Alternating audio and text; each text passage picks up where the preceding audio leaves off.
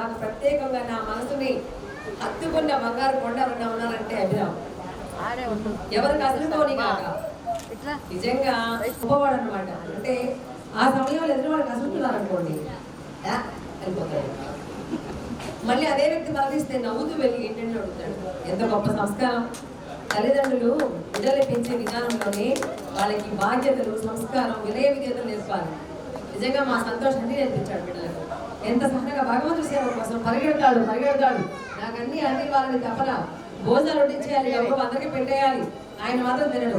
చివరిలో వెళ్ళిపోయినాక కొంచెం తెచ్చుకొని నాన్న ఆకలి అవుతుంది నాన్న బంగారు కొండ అమ్మ నువ్వెప్పుడు నా మనవాడి, నా బంగారు మనవాడి. నానమ్మకి ఎప్పుడు వండగా నానమ్మను వదిలిపెట్టని మనవడిగా ఉండాలని మాటిస్తావా? ప్రామిసేనా? ఎప్పుడు నాతో ఉంటావా? నా బంగారు కొండ. ఈ నానమ్మకి మనవడు. నానమ్మ ఉన్నంత వరకు కూడా నానమ్మ దీవెని మనవడికి ఉంటాయి. ఆ జన్మాంతం మహారాజుగా వర్తిల్లుతావయ్యా.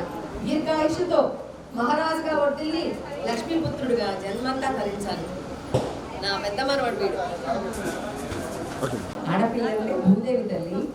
భూదేవి అంత సహనానికి ప్రతీక. నువ్వు నా పెద్ద మనవడాలి తల్లి.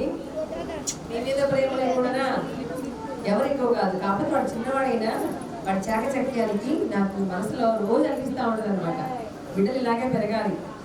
అన్ని చోట్ల మనమే కలిసిపోవాలి. గర్వము, అహంకారము అవి దేనికి పనికి వస్తాయి? దేనికి పనికిరావు. మనిషి పతనానికి పనికి వస్తాయి. మనిషి ఎప్పుడు అక్కడనే ఉంటాడు తప్ప ఉన్నవాడు. ఎప్పుడైనా ఇలాంటి త్యాగంతో ఉంటే ఖచ్చితంగా ఎదిగి తీరుతారని నా నమ్మకం. ఈ కుటుంబం ఇలా వెళ్ళాలి. చల్లగా ఉండాలి ఆయన.